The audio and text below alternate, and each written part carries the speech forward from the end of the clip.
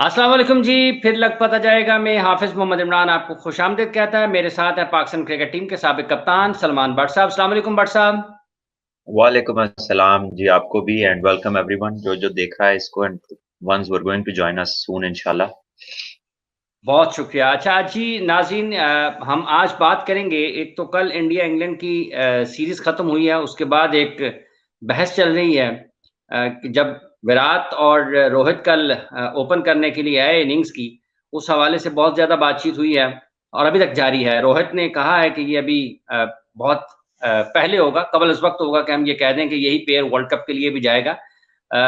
उन्होंने केएल राहुल की बड़े अच्छे अल्फाज़ में तारीफ़ भी की, फिर उन्होंने अपने जो ऑप्शंस हैं, उनके हवाले से भी बात की है। और सारी चीज़ों का उन्होंने इसके ऊपर बड़ी तफ़सील से जवाब दिया। इस पर हम बात करेंगे। शादाब खान आज बोले हैं लाहौर में। पाकिस्तान क्रिकेट टीम का तरबियती कैंप जारी है जनूबी अफ्रीका और ज़िम्बाब्वे की सीरीज़ के लिए। शादाब ने कुछ जो बातें की हैं, उस पर भी हम आज गुफ्तगू करेंगे। शादाब की बैटिंग के हवाले से, उनकी बॉलिंग के हवाले से, और क्या वाक़ई वो कोई आधा तीतर आधा बटेर तो नहीं हो गए हैं कि ना वो बॉलिंग की तरफ जाने के काबिल रहे हैं, ना वो एक बैट्समैन की हैसियत से टीम में आ सकते हैं। हसन अली के टेस्ट पॉज़िटिव है, उनके लिए क्या मसाइल हो सकते हैं, उस पर भी बात करेंगे आज हम। और साथ ही साथ पाकिस्तान क्रिकेट टीम की जो जनूबी अफ्रीका रवानगी है, या जो एक पूरा कोचिंग स्टाफ है, उसको किस चीज़ पर ज़रूरत देने की ज़रूरत है, काम करने की ज़रूरत है जनूबी अफ्रीका के खिलाफ सीरीज़ जीतने के लिए, क्योंकि ये पॉइंट्स जो पाकिस्तान ने जनूबी अफ्रीका के खिलाफ खेलनी है सीरीज़, बहुत अहमियत के हामिल हैं। तो Salman but Pakistan cricket team के साबिक कप्तान हमारे साथ मौजूद हैं। जो लोग हमें इस वक़्त इस प्रोग्राम का, इस सेशन का हिस्सा हैं, वो सब्सक्राइब करें हमारे चैनल को। अगर इस मौज़ू पर जो हम बात कर रहे हैं, आप कुछ पूछना चाहते हैं तो अपने ख़यालात का ज़रूर इज़हार करें। जी सलमान, इंडिया कल टी20 मैच तो जीता और उन्होंने एक तब्दीली की कि रोहित शर्मा और विराट कोहली इनिंग्स का आगाज़ करने के लिए आए। उसके बाद खासी बातचीत, खासी बहस चल रही है कि शायद ये एक एक ऐसा फैसला हो सकता है, और आने वाले दिनों में जब इंडिया वर्ल्ड कप के लिए जाएगा, तो यही एक ओपनिंग पेयर नज़र आता है। इसकी हम आज गुफ्तगू करते हैं तफ़सील के साथ कि क्या वाक़ई ये एक बड़ा अच्छा ऑप्शन है। रोहित ने ये कहा है कि ये एक टैक्टिकल डिसीजन था, जिसके ज़रिए हमने आज इनको लिया। विराट को हमने ओपन के ऊपर लेकर के एक टैक्टिकल डिसीजन उन्होंने बताया। अगर हम इसके जो अच्छाइयाँ, जो खूबियाँ और खामियाँ हैं इस पेयर को देखते हुए, उसके ऊपर बात करें तो आप किस तरह से देखते हैं? रोहित ने बोला है कि ये एक टैक्टिकल डिसीजन है, जिसके तौर पर हम इसके साथ देखिए गए ये हैं। टू अर्ली है। नहीं देखिए, ये टैक्टिकल डिसीजन ही होगा ऑब्वियसली, और इसका टैक्टिक कुछ हो सकता है और कोई हो, लेकिन जो इसका सिंपल सादा स्ट्रेट फॉरवर्ड नजर आता है कि छोटा फॉर्मेट है, ओवर्स कम है, इंडिया के 2 बेस्ट प्लेयर्स हैं, मैक्सिमम उन्हें ओवर्स मिले कि वो उसके अंदर खेलें और अपना फुल फ्लेज परफॉर्म करें। तो एक आइडियली भी तो टीम के लिए यही है ना कि जो बेस्ट प्लेयर होता है, आपकी ख्वाहिश होती है कि वही सारे ओवर्स खेल जाए यार। जो आपका मेन हुँ, प्लेयर होता है किसी भी टीम का, अब साउथ अफ्रीका के लिए अगर डिविलियर्स खेल रहा है तो वो तो यही कहेंगे कि यार डिविलियर्स जितना बाकी ओवर्स है यही खेल जाए। हाँ। इसी तरह जो भी अटैकिंग प्लेयर्स हैं, जिसका दिन अच्छा होता है, जिसकी फॉर्म अच्छी होती है, आपकी कोशिश होती है कि वही खेल जाएँ। तो इस हुँ, बियॉन्ड एनी डाउट ये इंडिया के 2 बेस्ट प्लेयर्स हैं एट द मोमेंट। हुँ, तो ये टैक्टिकली ये बड़ा अच्छा डिसीजन था, और आई थिंक क्योंकि पहले ऐसा नहीं किया, तो may be a surprise for the opposition as well. वो एक्सपेक्ट नहीं हुँ, कर रहे होंगे, हो सकता है उन्होंने उसको सोचा ना हो, इसकी तैयारी ना की हो। बहरहाल I think it was a good decision. छोटे फॉर्मेट के लिए या लिमिटेड ओवर्स में it can be a very good, tactically it can be very good decision कि आपके जो मेन प्लेयर्स हैं वो मैक्सिमाइज़ कर जाएँ प्लेइंग टाइम जो है, और ज़ाहिर है जब वो रहेंगे मैक्सिमम पिच के ऊपर, तो रन्स भी होंगे, प्रेशर भी आएगा दूसरी टीम के ऊपर, और डेफिनिटली उनका जो अ, मतलब एस्केप रूट कोई नहीं रहता। फिर जब आपके 2 टॉप प्लेयर्स खेल रहे हों और इस हुँ, किस्म के 2 प्लेयर्स हों, तो सिवाय आउट क किए बगैर आप इनके रन्स नहीं रोक सकते। नहीं रोक एस्केप सकते। रूट को जो है दरवाज़े बंद कर दिए। तो I hmm, think this is a good decision, और मेरा ख़्याल है कि ये भी टैक्टिकल है उनका कहना कि ये कबल-अज़-वक़्त है, बता दिया जाए कि लाइनअप क्या होगी, ये भी टैक्टिकल है। क्योंकि they don't want people to work out कि व्हाट दे आर डूइंग, और कोई भी साइड क्यों चाहेगी ऐसा हो। वो तो हुँ, यही चाहेंगे कि सरप्राइज़ का एलिमेंट रहे, आखिर तक लोग कन्फ्यूज़ रहें क्या करेंगे क्या नहीं करेंगे, it is okay to be आपस में तो उन्हें पता होगा कि हमने क्या करना है, लेकिन अच्छी बात है अगर दूसरों को एक टीम के लिहाज से अच्छी बात है कि ना बताया जाए लोगों को कि हम क्या करने जा रहे हैं, ताकि उसके अगेंस्ट कोई अपना प्लान तैयार ना करे, या करे तो उसके पास इतना टाइम ना हो कि वो उसको एग्जीक्यूट अच्छी तरह से करे। ठीक है। अच्छा सलमान, ये आपका मानना है कि ये भी एक टैक्टिकल उनका बयान है कि हम इसके ऊपर अभी नहीं जा रहे हैं, ये भी टैक्टिकल है कि उन्होंने ओपन कराया रोहित से? It has to be tactical भाई, वो साफियों से बात कर रहे हैं, कोई घर में फैमिली से या अपनी टीम से बात थोड़ी ना कर रहे हैं, सोच हाँ। समझ के बोलेंगे। इट्स पब्लिक, मतलब पब्लिक नॉलेज के लिए बात कर रहे हैं, तो जितना चाहेंगे उतनी बात बताएंगे ना, हर बात तो नहीं वहां खोल देंगे। So and it should be like this. What is a diplomat, वो क्या करता है, सारी बातें थोड़ी कर देता है, उसकी बातों में मेक एंड ब्रेक चलनी होती है, तो वो सोच समझ के कैलकुलेटेड बात करता है ना। तो मेरा पर्सनल व्यू है, हालांकि वो बड़ी खुली बात करता है, लेकिन in in in in having that impression कि वो बड़ी खुली बात करता है, I think it's also a tactical statement from him. Obviously र- अच्छी बात है, कोई टीम नहीं चाहेगी कि उसके प्लान्स पता हो सारी दुनिया को पहले से। राहुल के बारे में, केएल के बारे में बड़ा बड़ा अच्छा उन्होंने बयान किया, बड़े अच्छे तरीके से उनकी सर्विसेज की तारीफ की, और उनकी उनकी एबिलिटी के ऊपर बहुत अच्छा बोले, और ये कहा उन्होंने कि ये बड़ा मतलब है कि केएल राहुल जैसे प्लेयर को आप बिल्कुल भी नजरअंदाज नहीं कर सकते। बड़े अच्छे अल्फाज में उनकी उन्होंने गो के वो हिस्सा नहीं थे, लेकिन कहीं भी ये नहीं लगा कि वो केएल से नाखुश हैं या उनके रन्स नहीं करने की वजह से नाखुश हैं। बैक किया अपने प्लेयर को और उनकी परफॉर्मेंसेस भी बताएंगे। देखिए, हमारा ना एक तो मीडिया है बहुत बड़ा सब कॉन्टिनेंट में, और इंडिया का तो बहुत ही बड़ा है, और फिर सबके अपने अपने व्यू पॉइंट्स हैं, थोड़ा सी एग्रेशन इस साइड पे मीडिया में ज्यादा है। और अब देखें ना कि पहले 16 का स्क्वाड जाता था फॉर एग्जांपल, अब क्वारंटीन है तो जरा बड़े स्क्वाड जाने शुरू हो गए। अभी भी कुछ लड़के हैं जो मिस आउट हो जाते हैं, तो उनका वो जो नहीं सिलेक्ट होता वो उसके पीछे पड़ जाते हैं कि क्यों नहीं सिलेक्ट हुआ, कि भाई 15 ही सिलेक्ट होने हैं ना, इससे ज्यादा तो नहीं होने, या 18 होंगे या 20 होंगे। तो एट टाइम्स जब आपका बहुत अच्छा प्लेयर फेलियर्स उसके चल रहे हों और वो इतना अच्छा ना खेल पा रहा हो, लेकिन आपको पता है कि वो मैच विनर है, वो अच्छा प्लेयर है, उसकी टीम में उसकी कंट्रीब्यूशन ऐसी है कि उसका प्रेजेंस ही जो है ना वो भी मैटर करती है टीम के लिए, और ये सिर्फ मैटर ऑफ टाइम है कि जब वो फॉर्म में आ जाए। तो आई थिंक कि इस तनाजुर में अगर देखा जाए तो किसी टाइम अपना एक आउट ऑफ फॉर्म प्लेयर उसको 1-2-3 मैचेस रेस्ट कराना, बाहर रखना भी बेहतर होता है कि गैर जरूरी तनकीद से वो बचा रहे हैं। आई मीन लोग उसके ऊपर जो है Poynting fingers finger Poynting start हो, उसको बचाने के लिए अच्छा होता है। हमने भी ऐसा 1-2 दफा किया है, आई रिमेम्बर डूइंग दैट। तो कई लोगों पे मीडिया अटेंशन बड़ी हो जाती है, स्पेशली ओपनर्स पे तो बहुत ही होती है, तो फिर कभी कभार जरा बचा भी लेना चाहिए, और I think that is right.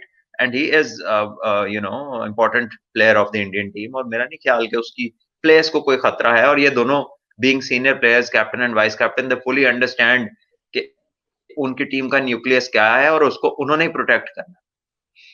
अच्छा सलमान, जब हम रोहित और विराट की ओपन करने की बात करते हैं, डिबेट है, आपका इस बारे में क्या राय है कि अगर ये दोनों ओपन आते हैं तो उसकी कई चीजें हैं। अगर फर्ज कर लें वो दोनों ओपन आते हैं, इब्तिदा में दोनों विकेटें मुखालिफ टीम उनकी ले लेती है, तो नीचे आने वालों के ऊपर कितना दबाव आएगा? अब जब रोहित वन डाउन आते हैं तो एक विकेट गिरने के बाद आते हैं, दूसरी साइड से दूसरी विकेट भी अगर गिर जाती है लेकिन रोहित क्रीज पर रहते हैं, तो एक रोहित तो ओपनर आते हैं, कैंप में चीजें मौजूद रहती हैं। रोहित तो ओपनर आते हैं, वो जो है कोहली आते हैं विराट वन डाउन। विराट विराट विराट हाँ, विराट आते हैं वन डाउन। हम्म। मेरा ख्याल है वो भी देखे, उसमें भी कोई ज्यादा डिफरेंस नहीं है, मतलब हम्म। वो तकरीबन ओपनर्स वाला हिसाब है ना, नंबर 1 एंड नंबर 3। ठीक है, और बीच में केएल राहुल आते हैं, वो भी एक टॉप प्लेयर है, लेकिन क्योंकि वो हम्म। परफॉर्म नहीं कर रहा और एक बड़ी टीम के खिलाफ फाइनल ऑफ द सीरीज था, और उनकी फास्ट बॉलिंग अच्छी थी, और ये दोनों बिलाशुबा इंडिया के बेस्ट प्लेयर्स हैं, सो टैक्टिकली दे थॉट कि बेहतर ये है कि हम अपना वो प्लेयर बचा भी लें, उसकी बजाय हम हम्म। दोनों ओपन कर लें। और मसला ये नहीं है, इंग्लैंड के खिलाफ अगर ये दोनों स्कोर नहीं करते ऊपर नीचे से, तो वैसे भी तो मैच जीतना मुश्किल है ना, इनकी कंट्रीब्यूशन के बगैर मैच जीतना तो इज समथिंग अनएक्सपेक्टेड ना। 2 के इंडिया ने जीते हैं इनके बगैर भी मैच, लेकिन that takes brilliance of somebody else to do that, and that doesn't happen often। वो कोई हर दफा तो नहीं ऐसा होता, या बहुत ऑफन तो ऐसा नहीं होता।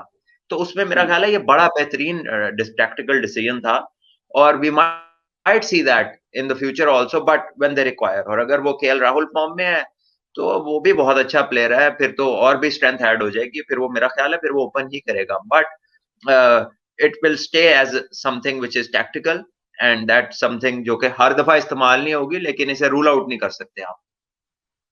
अच्छा, आपको लगता है कि जब इंडिया वर्ल्ड कप कैंपेन में जाएगा तो इस किस्म की चीज हो सकती है, इन दोनों का पेयर नजर आ सकता है?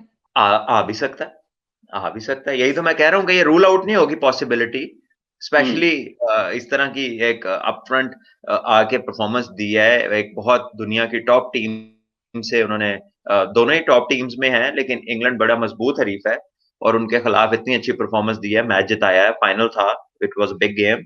सो you can not rule it out, it's a good option to have, especially in a shorter format. अच्छा, जब आपने ये कहा कि जब ये दोनों खेल रहे होते हैं तो फिर मुखालिफ टीम के लिए कुछ दरमियानी रास्ता खत्म हो जाता है, दरमियानी रास्ता बंद हो जाता है, फिर आप रन रोककर आप ये नहीं समझ सकते हैं कि आप हावी हो रहे हैं उनके ऊपर। रन्स नहीं रुकते, फिर रन्स तो बिल्कुल ही नहीं रुकते। हाँ, अनलेस यही दोनों मेजर कर रहे हो कि करना क्या है, पिच कैसी है, तो कोई बॉलिंग कोई बड़ा आउटस्टैंडिंग स्पेल चल रहा होता है, तो फिर इन दोनों को जरा एक थोड़ा सा बैकफुट पे आना पड़ता है कि यार इसको गुजार लो, बाकियों को पकड़ लेंगे, विच इज ऑल्सो टैक्टिकल। तो ये सारी दुनिया की टीमें करती हैं। और ये देखे ना, जैसे आमिर का स्पेल था, 2-3 दफा ऐसा हुआ कि उन्होंने आते ही रोहित शर्मा को आउट किया लेग बिफोर। विराट कोहली को भी उन्होंने, विराट कोहली ने भी उसको रन्स किया, उसने भी उसको चैंपियंस ट्रॉफी के फाइनल में आउट किया था। इसी तरह बांग्लादेश में जब इंडिया के ऊपर से 3 जल्दी आउट हो गए थे, तो Virat Kohli was the one जिसने स्कोर कर दिया था, और पाकिस्तान के खिलाफ वो इजीली मैच जीत गए थे। आमिर को भी बहुत अच्छा खेला था। सो द टॉप प्लेयर्स ये ऊपर नीचे एक दूसरे के आते रहते हैं, लेकिन टैक्टिकली ये अच्छा डिसीजन था, इसको रूल आउट नहीं कर सकते। आई think it's another good option for them. ठीक है। अच्छा सलमान, ये जब कैप्टन बोल रहे हैं, रोहित जब बोल रहे हैं, और रोहित को जब हम सुनते हैं, तो ये उनकी जो आप कल परसों हम जब बाबर के हवाले से बातचीत कर रहे थे, तो आपने कहा ना कि बड़ी क्लैरिटी होनी चाहिए जब कप्तान बोल रहा है। अभी आपने कहा कि जो सफीर होते हैं वो भी अपने तमाम अल्फाज का इंतखाब भी बड़े एहतियात के साथ करते हैं और अपना पैगाम बड़े अच्छे अंदाज में पहुंचाते हैं। ये सोच किस तरह से आ सकती है कि उसने भुवनेश्वर कुमार के बारे में बड़ा अच्छा बोला, राहुल के बारे में बड़ा अच्छा बोला, जो कल उन्होंने एक टैक्टिकल डिसीजन लिया विराट को ओपन करवाने का, उसके बारे में वाज़ेह अल्फाज में बिल्कुल बताया। और एक बड़ी डिबेट चल रही है कि किसको ओपन आना चाहिए। इंडिया जब T20 वर्ल्ड चैंपियनशिप के लिए जाता है तो रोहित शर्मा और विराट कोहली ओपन नजर आते हैं या नहीं आते।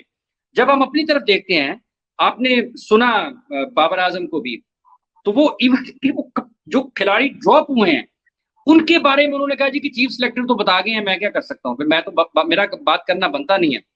तो ये हम किस तरह से अपना कप्तान भी ऐसा देख सकते हैं कि जो जब सवाल पूछा जाए तो वो ये जवाब देने की उसकी पोजीशन में हो और वो लोगों को कायल कर सके, कम से कम अपना नुक्ता नजर बयान कर सके।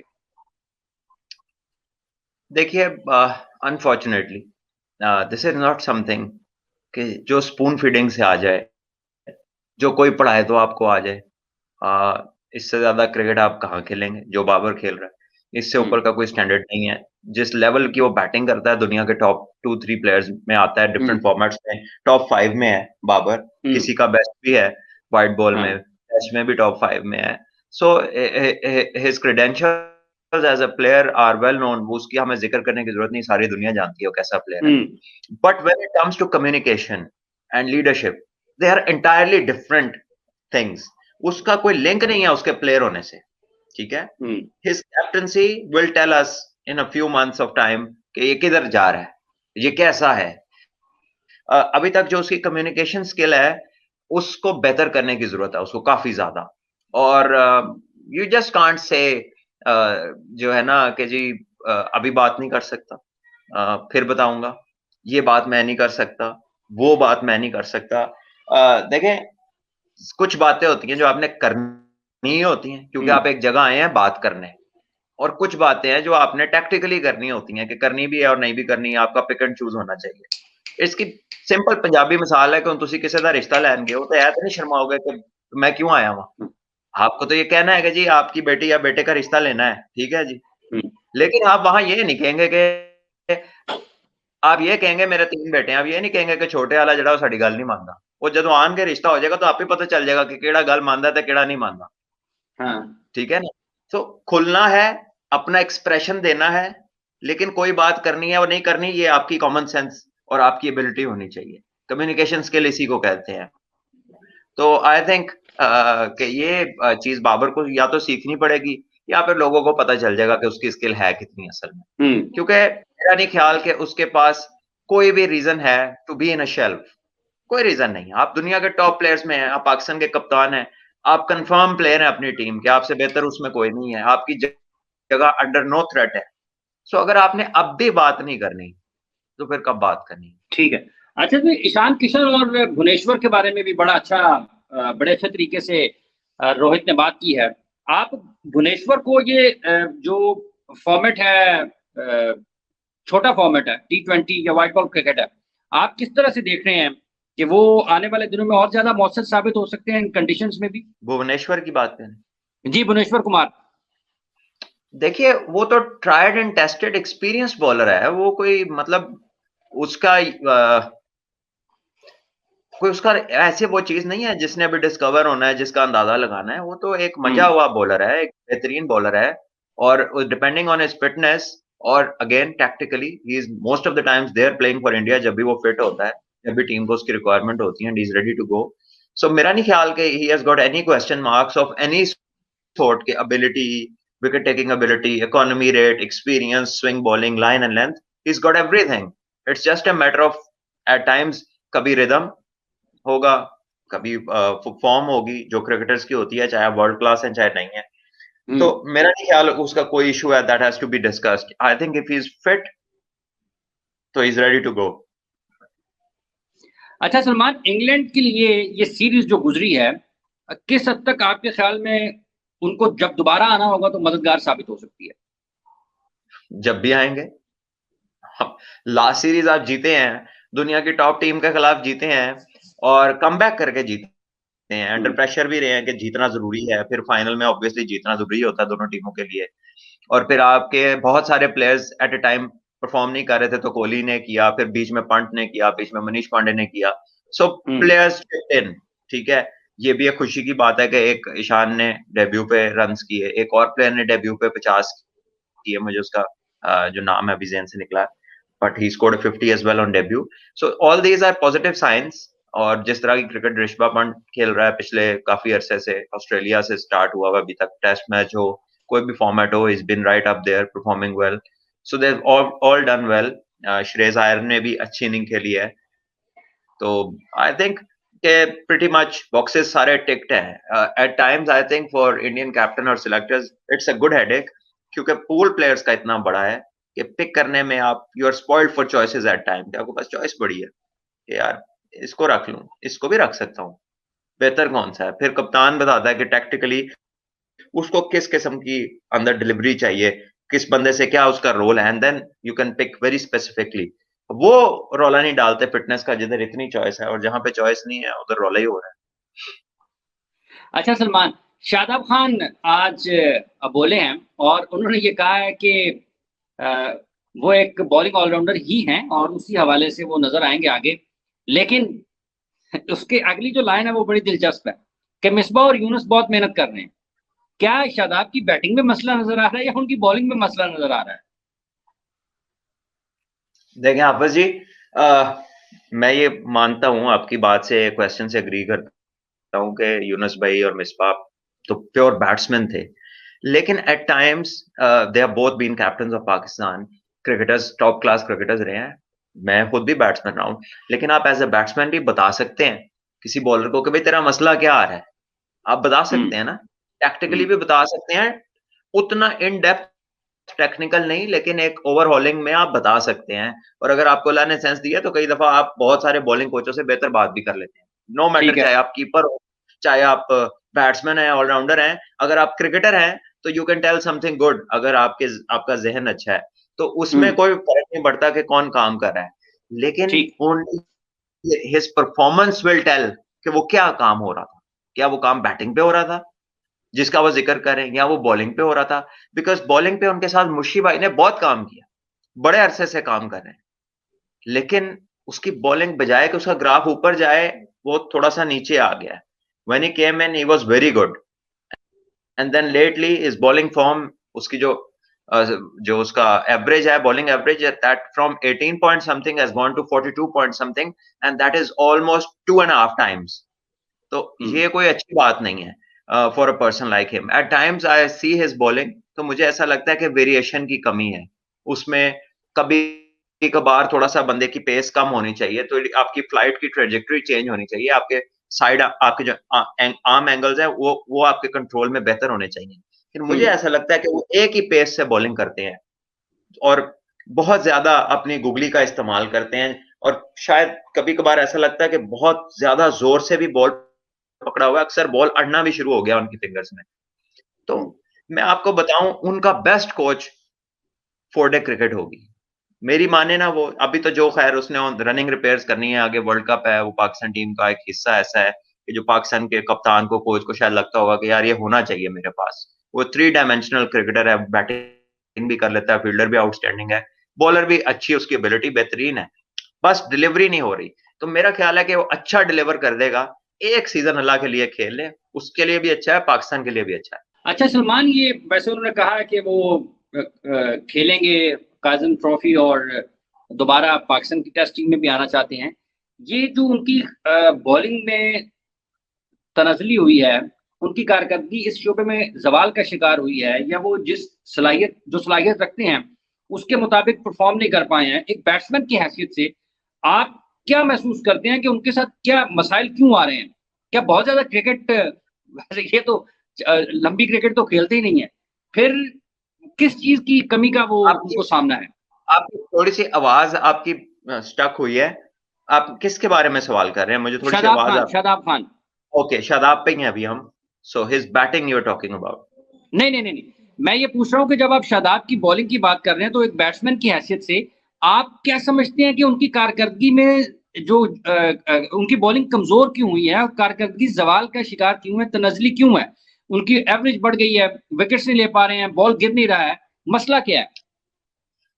कंसिस्टेंसी नहीं है बॉलिंग में, लाइन लेंथ में कंसिस्टेंसी नहीं है, ठीक है? हुँ, और फिर लेटली वो पीएसएल में कैप्टन बने, उन्होंने वन डाउन बैटिंग शुरू कर दी। तो जब आप वन डाउन आते हैं, तो चाहे आप जो मर्ज़ी हो, you start concentrating on batting, क्योंकि वो पोज़ीशन ऐसी है। वो एक प्रीमियर बैट्समैन की पोज़ीशन है। वो कोई एज़ अ हार्ड हिटर या वो जो टेल एंडर की गैम्बल होती है, उस तरह तो नहीं खेलने आते ना। वो हुँ, तो एक प्राइमरीली एक वन डाउन प्लेयर की तरह आते हैं, क्योंकि वो एक मैच में नहीं आते, फिर पूरी-पूरी पीएसएल वन डाउन आते हैं। हुँ, तो जब आप इस तरह की पोजीशन होल्ड करें as a captain, and when you are answerable for things, आपके स्टेक्स हाई हों, तो ऑटोमैटिकली आप उसके बारे में सोचना शुरू हो जाते हैं।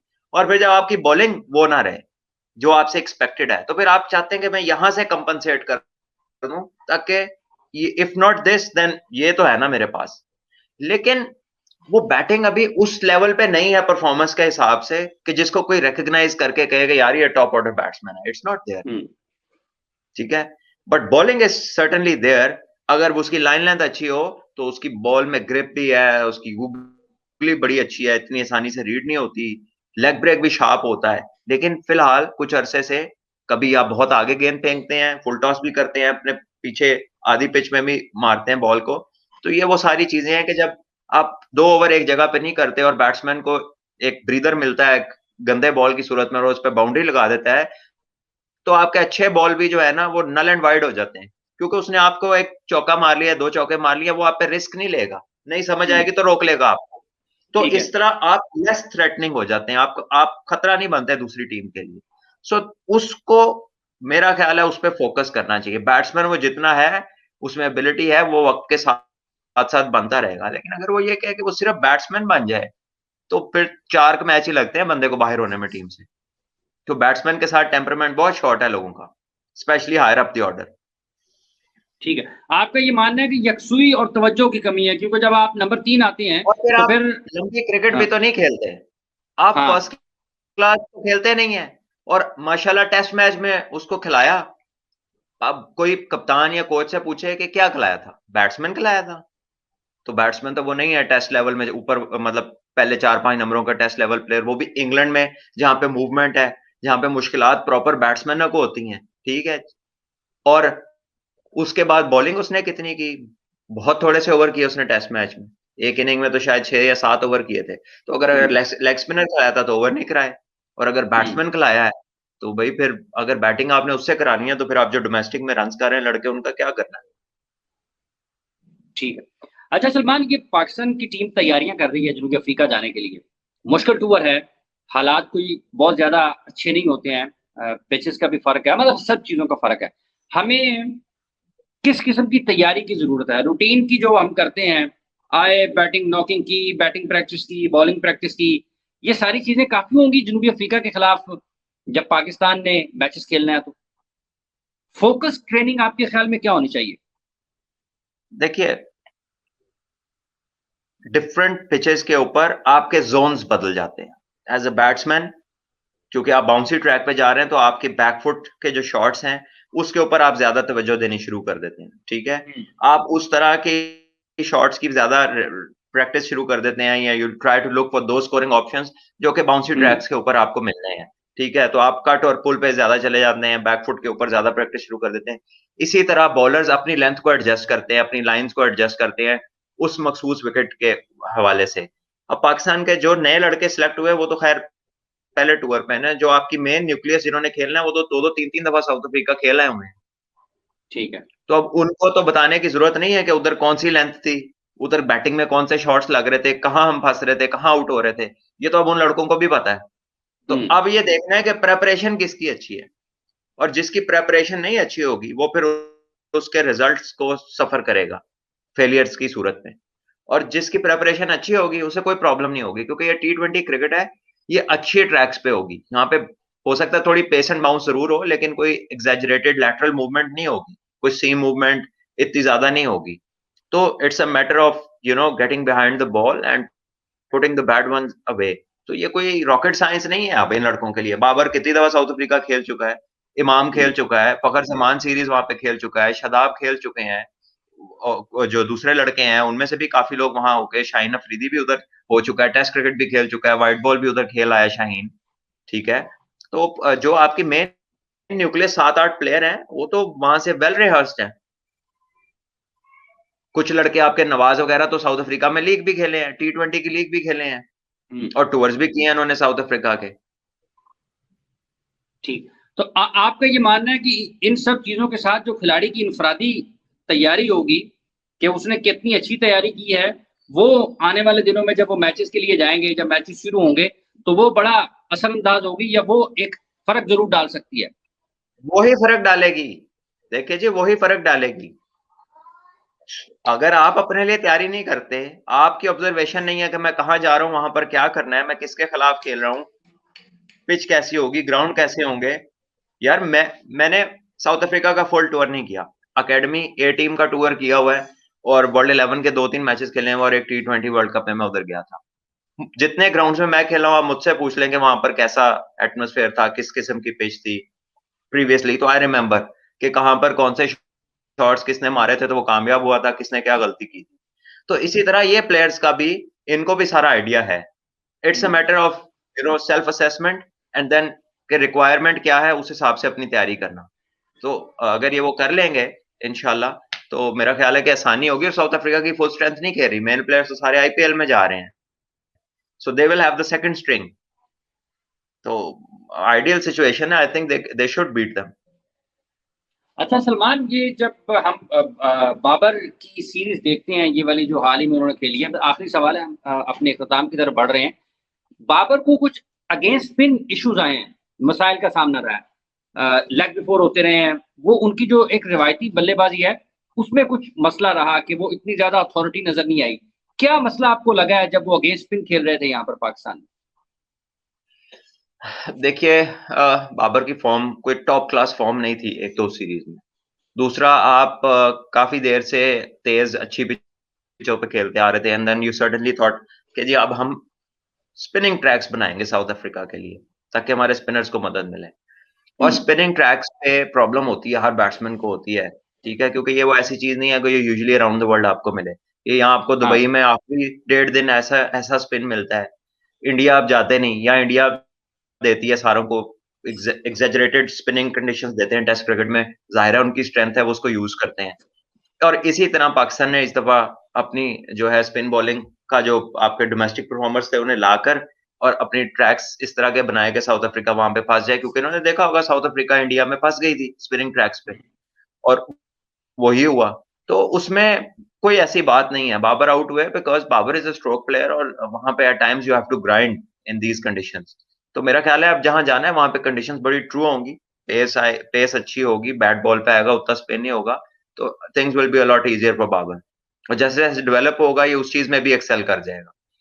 चलें, चलें, ठीक है। बहुत शुक्रिया जी, जो लोग इस वक़्त हमारे साथ मौजूद हैं, उन सबसे ये गुज़ारिश है कि वो हमारे चैनल को सब्सक्राइब करें, और उस सब्सक्राइब करने का आपको फ़ायदा ये होगा कि जब भी हम फिर लग पता जाएगा में आएँगे, तो आपको भी लग पता जाएगा कि हम आ गए हैं। तो आपके लिए और हमारे लिए, दोनों के लिए जो हमारा एक ताल्लुक है, वो ज़्यादा मज़बूत बनेगा और हमारी गुफ्तगू आप तक पहुँचेगी।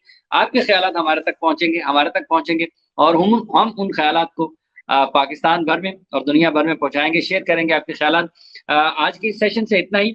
मुझे सलमान बट को इजाज़त दीजिए, अपना बहुत सा ख़्याल रखिएगा। अपने सवालात ज़रूर हम तक भेजते रहिएगा। आपकी जो राय है और आपकी जो हौसला अफ़ज़ाई है, वो बहुत अच्छे अल्फ़ाज़ में हम तक मिलती है। आप सब लोग सलमान की उनके ख़यालात से मुत्तफ़िक भी होते हैं, जो क्रिकेट के हवाले से वो बात कर रहे होते हैं। आप बहुत ज़्यादा उसकी हौसला अफ़ज़ाई भी और पज़ीराई भी करते हैं। हाफिज़ जी, मैं यहाँ पर कुछ ऐड करूँगा कि जो लोग हमारे साइट पे देख रहे हैं, thank you all very much for watching this programme, और मैंने नोटिस कर रहा हूँ कि लोगों के मैसेज आ रहे हैं, अब आप लोग वेट भी इस टाइम पे करना शुरू हो गए। तो ये जो 9 से 10 के दरमियान का टाइम है ना, एट टाइम्स जो हम डिले करते हैं, वो इसलिए होता है कि मैच खत्म हो जाए, जो ऑनगोइंग मैच होता है। उसके बीच में साथ-साथ चलना आपके लिए भी मुश्किल है कि आप इधर जाएँ या उधर आएँ, ऑब्वियसली आपने मैच देखना है, और हमारे लिए भी आसानी होती है रिजल्ट के साथ बात करना। और दूसरी बात ये है कि जो मतलब इसकी कुछ क्वेश्चंस हैं जो लोग पूछते हैं और बार-बार फिर मुझसे रिपीट करते हैं अपने क्वेश्चन को कि जवाब दें। किसी दिन हम ये भी करेंगे कि सिर्फ आपके क्वेश्चंस का जवाब दें, लेकिन let us have 10 pertinent questions जो रियली जिसको आप सवाल कह सकें। ये सवाल नहीं कि फलां प्लेयर ने टीम में ग्रुप बनाया इसके बारे में कुछ कहे। आपने हमारा अगर शो रेगुलर वॉचर हैं तो आपको पता है हम इस तरह की बातें नहीं करते। What we talk is technical, tactical, जो हम फोरसी कर सके, विजनरी काइंड की कंफर्मेशन जो सॉरी इन्फॉर्मेशन आपको दे सके, और वो इन्फॉर्मेशन जो कि राइट हो, जिससे सुनने वाले क्रिकेटर या एस्पायरिंग क्रिकेटर को फायदा हो। ये कोई वो मिर्च मसाले वाला न्यूज़ चैनल नहीं है, जहाँ पर हम ग्रुपों की बातें करें, फलाने ने इधर कर दिया, उसने उसके बारे में बात कर दी। करते हैं mostly cricket related. So kindly if you put in those pertinent questions, I will get back to you with answers. चलें, ठीक है। बहुत-बहुत शुक्रिया सलमान आपका, आपने अपना वक़्त दिया, और बहुत शुक्रिया उन तमाम लोगों का जो हमारे साथ रहे। अपना बहुत सा ख़्याल रखिएगा। कल आपसे दोबारा मुलाकात होगी। हाफ़िज़ मोहम्मद इमरान, सलमान बट को इजाज़त दीजिएगा। अल्लाह ने के बाद। जज़ाकल्लाह।